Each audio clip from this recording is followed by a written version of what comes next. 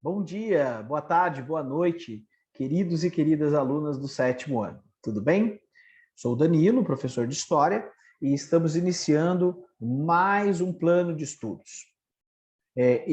Plano de estudos esse especial porque é o último plano de estudos do primeiro bimestre. Próxima vez que nos reunirmos será, com videoaula gravada, será sobre a avaliação.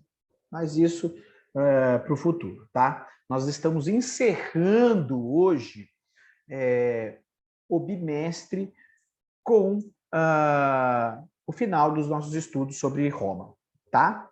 Então, quero deixar claro que o plano, ele é um plano longo, com textos mais densos, porém de leitura essencial. Então fica essa observação muito importante. O que eu vou fazer aqui é um resumo dos aspectos principais, até para que esse vídeo não fique muito longo, tá? Mas tenha o plano de estudos ao lado para acompanhar comigo e, ao final, leia o plano. A ordem varia muito de preferência. Tem gente que gosta de ler o plano primeiro e depois assistir a videoaula, tem gente que gosta de assistir a videoaula primeiro para depois ler o plano, tá? Fica aí ao critério da organização de vocês dos estudos. Se você pedir uma opinião para mim, eu acho que é válido você assistir o vídeo primeiro e ler o plano depois, tá? Mas isso é com vocês.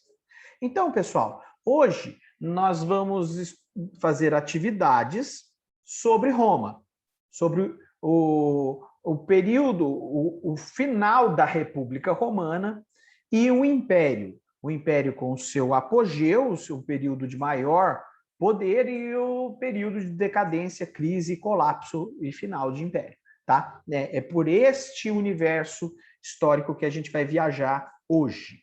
Tá? Então, é importante que vocês saibam que Roma foi uma civilização, foi um povo, foi uma república e um império que dominou 3 continentes.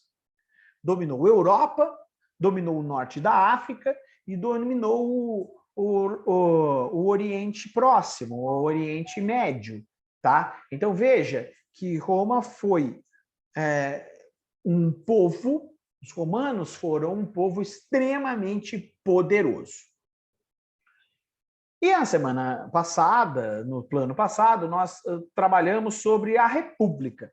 Essa concepção de que a coisa é pública, res coisa publicus público, que o governo deveria ser articulado a partir de instituições com representatividade do povo romano, do povo romano, quem era considerado romano. Os considerados romanos deveriam administrar Roma. Essa é a ideia básica da República. Tá? Mas a gente percebeu que havia muita instabilidade, muita crise entre romanos ricos, os patrícios, romanos pobres, os plebeus. O grande universo de escravos que começou a existir em Roma a partir das guerras de conquista. Então, veja que a República Romana teve muitas crises, principalmente no seu final. Falamos sobre os irmãos, sobre os irmãos lá, tipo Graco, os irmãos Graco que tentaram uma reforma agrária, distribuição de terras entre os plebeus e que foram violentamente os irmãos Graco, Tibério e Caio Graco, foram terrivelmente perseguidos pelo Senado, terrivelmente perseguidos pelos patrícios e vieram a falecer. Tá? Então, essa situação de instabilidade deu força para quem? Para os militares. Os militares que tinham as armas eram o grupo que tinha a possibilidade de impor a paz. Os militares chegam ao poder, formando primeiramente um triunvirato, É isso que está dizendo aqui no texto, tá, pessoal? Estou resumindo. Danilo, o que é um triunvirato? O triunvirato é um governo de 3 pessoas. Esse governo de 3 pessoas, no primeiro momento, tinha Pompeu, Crasso e Júlio César. Pompeu e Crasso, provavelmente vocês não ouviram falar, mas Júlio César, muita gente leva o nome de Júlio César devido a esse grande general e político romano. Houve brigas, discussões entre esses 3 generais que queriam a estabilidade de Roma, mas também queriam o poder. Dessa instabilidade, dessa luta, dessa crise, surge um general que toma o poder, que é Júlio César. Júlio César se torna o governante máximo de Roma, porém é perseguido pelo Senado também e é morto pelo Senado também. Então, que fique muito claro que todas as personalidades que tentam uma mudança drástica na política de Roma durante a República sofrem uma penalização, sofrem uma represália, sofrem uma perseguição que geralmente levava à morte. Então, Júlio César morre, deixa como herdeiro Otávio, e Otávio, junto com Marco Antônio, junto com Lépido, formam o segundo triunvirato, o segundo governo de 3 cônsules, ou de 3 governadores, que vocês sabem ou imaginam que não vai dar certo. E não deu certo. Esses 3 governadores também entram em uma crise terrível, vencida por Otávio, que era filho adotivo de Júlio César. Otávio consegue captar o carisma do seu pai. Otávio, uma pessoa muito habilidosa politicamente, consegue pacificar os ânimos de todos os envolvidos, militares, patrícios, plebeus, impondo, claro, uma disciplina muito dura aos escravos. Consegue a famosa Pax Romana. Pax Romana significa paz em Roma. Então, Otávio, em 44 a.C., se torna o primeiro imperador de Roma e põe fim ao período republicano e inicia o período do Império. Então, veja, Otávio é tão habilidoso politicamente que ele consegue do Senado, esse Senado que não gosta da centralização do poder, mas ele consegue do Senado o título de Augustus. Augustus significa elevado ao céu ou venerado, tá? Então, para muitos, a partir do título de Augustus, os imperadores se tornam deuses. Para você ter a ideia de o que Otávio conseguiu fazer perante as dificuldades que existiam na época.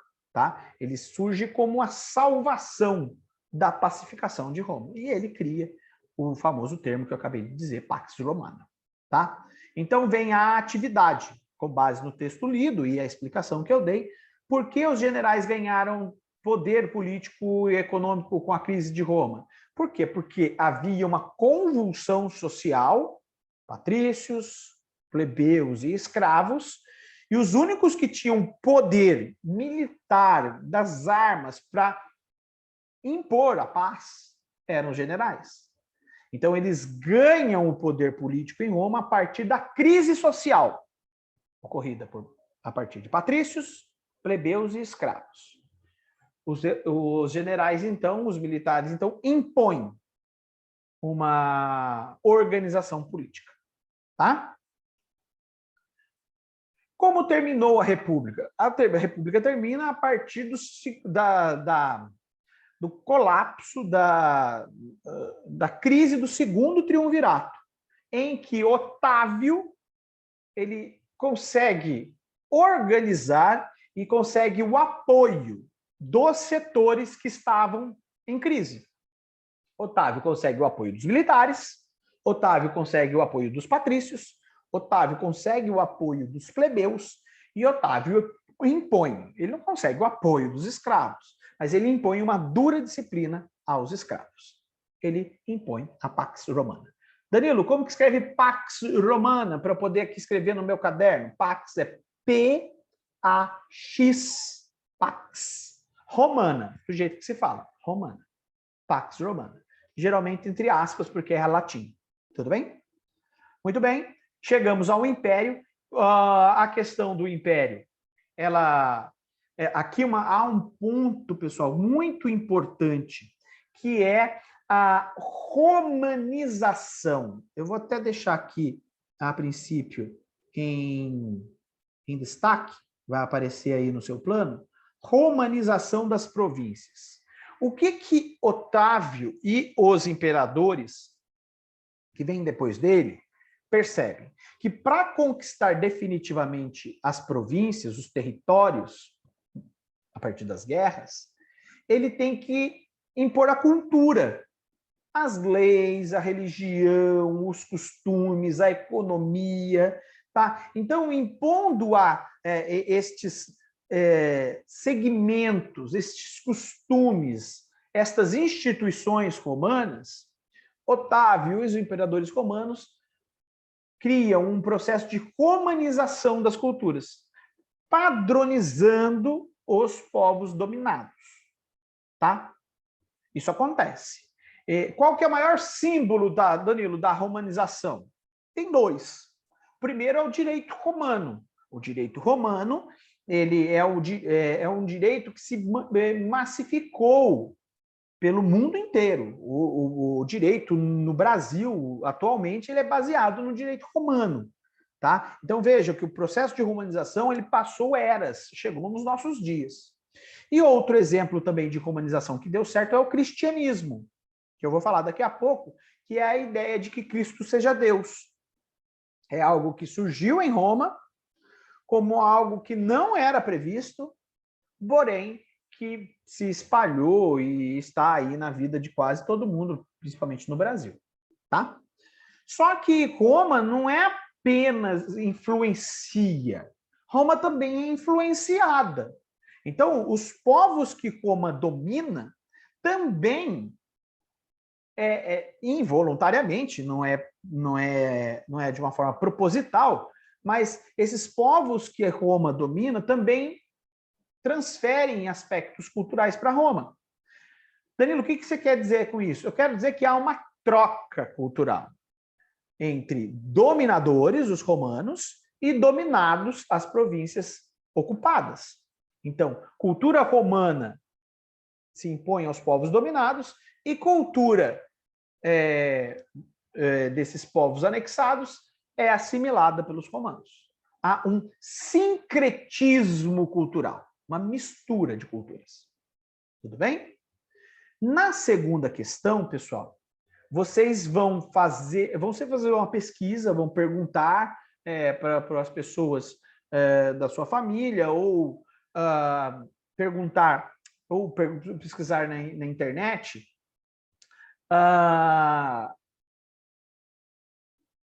contribuições culturais que aconteçam na sua vida. Ou seja, como que a cultura de fora interfere na sua vida. Tudo bem? Então, festas, costumes, alimentação, como que a cultura de outros povos ou de pessoas diferentes se insere na sua vida nos dias de hoje.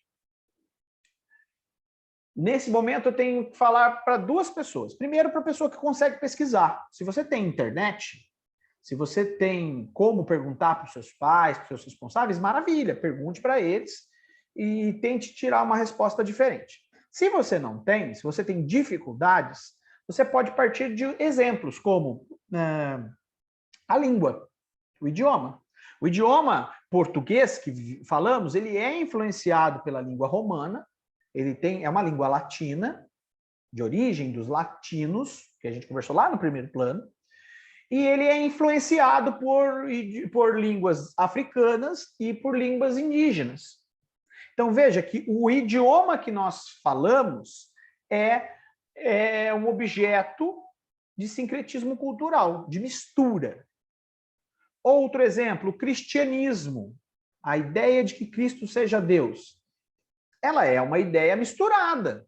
O cristianismo que você acredita hoje, ou se acredita, né? Ninguém é obrigado a acreditar em nada, mas se você acredita, não é o cristianismo criado lá por Cristo no ano 33. É um cristianismo modificado.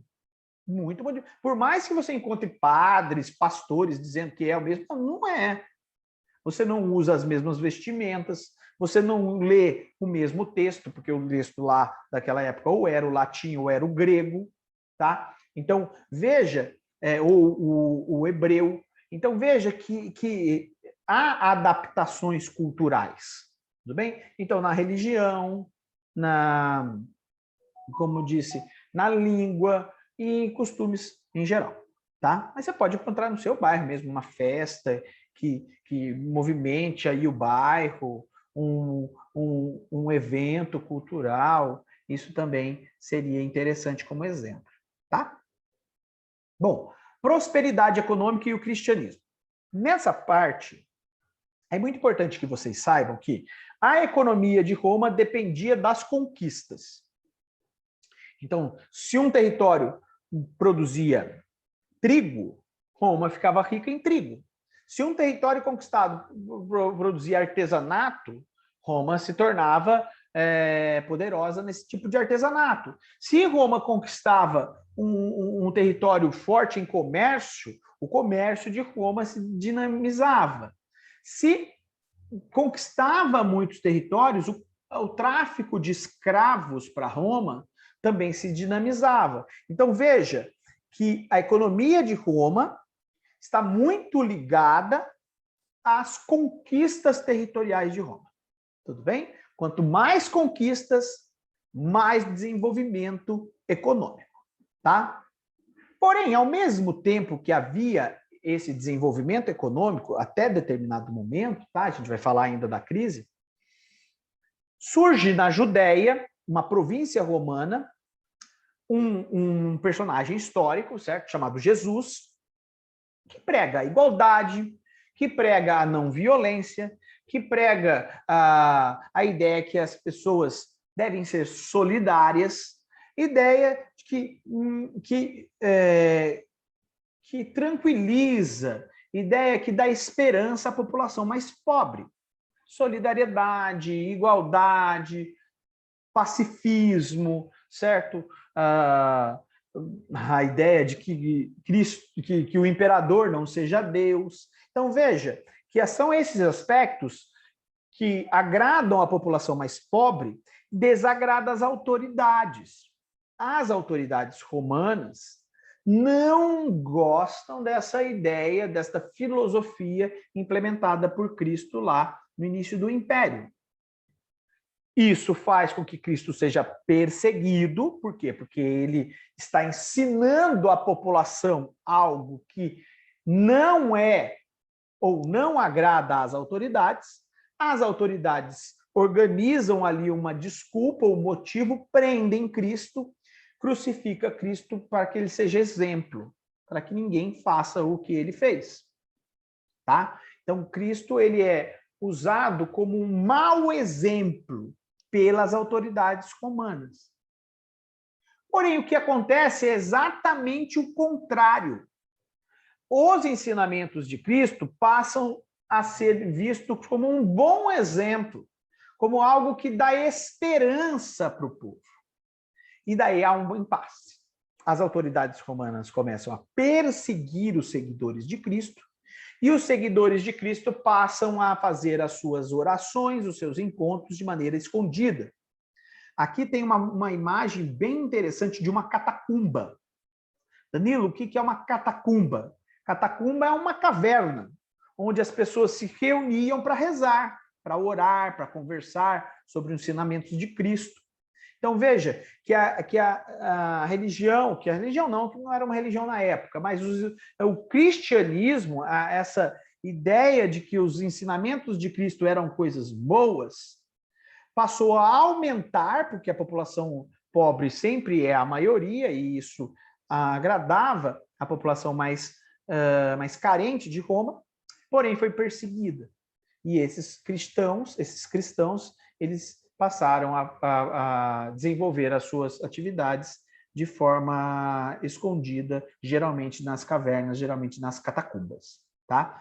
Foram perseguidos, muitos foram condenados à morte em arenas, entregue a leões, a feras, para espetáculos públicos. Na política de pão e circo, que a gente falou na aula passada, porém, o cristianismo se tornou uma força incontrolável. À medida que era perseguida, mais aumentava o cristianismo. Porque a ideia do cristianismo básica é que a felicidade não está na vida terrena, a felicidade está no céu. Então, as pessoas achavam, tudo bem que eu sofra pelo cristianismo, porque eu vou encontrar algo melhor depois que eu morrer. Então, essa ideia simples, que nem sei se é verdadeira, mas é uma ideia que cativa, foi motivando as populações mais pobres a serem cristãos. E a gente vai ver no finalzinho aqui da aula que quanto mais o império entra em crise, mais pessoas ficam pobres, mais pessoas ficam vulneráveis, mais pessoas seguem o cristianismo. Tá? Percebemos que em 313, já no século IV, um imperador, muito tempo depois, tá? Cristo vive e morre no ano 33. Constantino vai se converter ao cristianismo, outro imperador, muito tempo depois, só no ano de 313. Então, essa ideia de que o cristianismo é marginal, o cristianismo é uma prática criminosa, ela vai durar quase 300 anos. Só no ano 313, Constantino percebe que não tem como lutar contra o cristianismo, se converte ao cristianismo e torna o cristianismo uma religião legal, e já em 380, o imperador Teodósio faz mais. Ele acaba com a religião politeísta romana, ele diz que não existe mais politeísmo e a única religião permitida é a religião cristã. Tá? Veja, pessoal, que nesse momento já começa a se misturar. Uma coisa que é muito comum hoje, tá? Religião como política. Agora é o imperador que está dizendo que o império é cristão. E o imperador não é ou não deveria ser uma autoridade religiosa, ele é uma autoridade política. Só que agora ele se torna também uma autoridade se misturando com autoridade religiosa e autoridade política. Tá? Por fim, o declínio do império. Aqui, pessoal, cabe para vocês, nessa leitura rápida, perceber que o império, quando ele se torna muito grande, lá em meados do século II, metade para o terceiro, os imperadores decidem parar com as guerras de conquista, por imaginar que o império era muito grande e manter esse império era muito, muito difícil. Só que isso causou problemas graves, porque pagar funcionários públicos, pagar os soldados que estavam nas fronteiras, as constantes obras públicas de estradas e tudo mais, isso gerava muito custo. E como o império parou de expandir, a ideia que os imperadores tiveram era aumentar os impostos. Aumentando os impostos, isso vai gerar crises. Porque as pessoas não querem pagar mais impostos. As pessoas querem viver bem, mas querem pagar pouco ou não pagar impostos. Então, essa diminuição de riquezas e aumento de impostos é o início da crise romana. Tá? Roma se torna uma cidade cara de se viver, as pessoas deixam as cidades, os soldados não começam a ser pagos na mesma quantidade, abandonam o exército e o império começa a ser invadido por povos estrangeiros, que os romanos consideram como os povos bárbaros. Tá? esse custo de viver na cidade elevado. Esta cidade perigosa, porque agora tem povos de fora procurando as cidades romanas, faz com que os romanos saiam da cidade e vão para o campo. Esse processo de saída da cidade para o campo é considerado um processo de ruralização do império. O Império Romano passa a ser um império ruralizado, ou seja, as pessoas romanas passam a viver nas áreas rurais, pelo custo e pelo medo de violência. Tá? Tudo bem? Nesse movimento vai surgir as concepções básicas da Idade Média, que é o objeto do nosso próximo plano de estudo, tá? A partir da ruralização do Império. A gente percebe que a troca de proteção, porque os romanos ricos vão ter as terras, os romanos pobres vão trabalhar nas terras dos romanos ricos, nessas áreas rurais. Essa troca de trabalho por proteção, eu sou pobre, eu trabalho, eu sou rico, eu dou a proteção. Essa troca de trabalho por proteção vai ser chamada de colonato. Tá? É o colonato. Ou seja, eu, romano rico, te dou a proteção. Eu te garanto que você não vai ser violentado, você vai ter a sua vida tranquila nas minhas terras. O que você tem que dar de troca? Uma parte do resultado do seu trabalho nas minhas terras. Certo? Plantação e tudo que você produzir nas minhas terras, parte dessa produção será minha. Tá? Então veja que é uma troca de favores. Muito bem. Chegamos aqui nas questões. Com o fim das guerras de conquista, como o fim das guerras de conquista aceleraram o fim do Império Romano? Fácil. As guerras de conquista geravam riquezas. Tá? Então vamos lá. As guerras de conquista geravam riquezas. Com o fim das guerras de conquistas, pararam-se as riquezas, de entrar riquezas no Império. Logo, os imperadores criaram impostos. O custo de vida no Império passou a ser mais elevado, mais caro. Os salários diminuíram. Os militares deixaram seus postos. Os militares deixando seus postos, os povos bárbaros começam a invadir o Império. Este processo vai fazer com que as pessoas de Roma, das cidades romanas, saiam das cidades para ir para as áreas rurais. Este processo de saída das cidades, ida para as áreas rurais, é conhecida como processo de ruralização do Império. Tudo bem? O que foi o colonato? Muito simples. A troca de favores entre patrícios, romanos ricos, donos das terras, tá? Depois a gente vai ver que não vão ser mais patrícios, vão ser os germânicos, mas a gente fala sobre isso depois. Mas no primeiro momento, os ricos que dão a proteção pelo trabalho desses colonos, desses romanos pobres que buscam proteção, tá? É a troca de trabalho por proteção dentro das terras ruralizadas do Império. Tá? Aqui embaixo nós temos um exemplo de uma vila romana, tá? De uma colônia romana, já na área rural. E, por fim, o último parágrafo que eu vou ler com vocês para encerrar o Império. A tentativa de dividir o Império em duas partes, Império Romano do Ocidente e Império Romano do Oriente, não impediu que o Império Romano do Ocidente fosse conquistado pelos bárbaros em 476. E o último imperador romano, Rômulo Augusto, deposto, tirado do poder. Esta data marca o início da Idade Média. Então, o Império Romano foi dividido, tá? Para tentar administrar melhor os problemas que estavam ocorrendo. Isso resolveu para o lado oriental, o Império Romano do Oriente continuou, mas o Império Romano do Ocidente, o que é hoje Portugal, Espanha, França, Alemanha, tá? Essa parte se ruralizou e se feudalizou. Porém, isso é tema para a nossa próxima aula, tá? Aqui nós temos alguns exemplos de videoaula, de atividades que vocês podem assistir, tá? Vou voltar aqui. Esse com música é muito legal, é 3 minutinhos só. Acho que seria interessante vocês assistirem, se vocês tiverem tempo de disposição.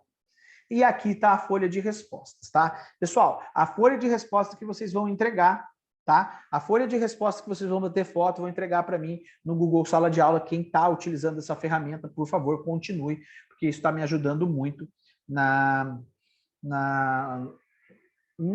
correção e na interação com vocês. Se você ainda não está no Google Sala de Aula, me procure para eu poder te ajudar a se inserir, tá? Bom, era isso que eu tinha para dizer para vocês. Deixa eu encerrar o compartilhamento. Quero agradecer novamente a paciência, o carinho e a parceria nesse momento tão difícil que estamos vivendo, tá? Um grande abraço, contem comigo e estou à disposição para a gente conversar no momento que for possível, tá? Grande abraço, 7º ano, até a próxima. Valeu!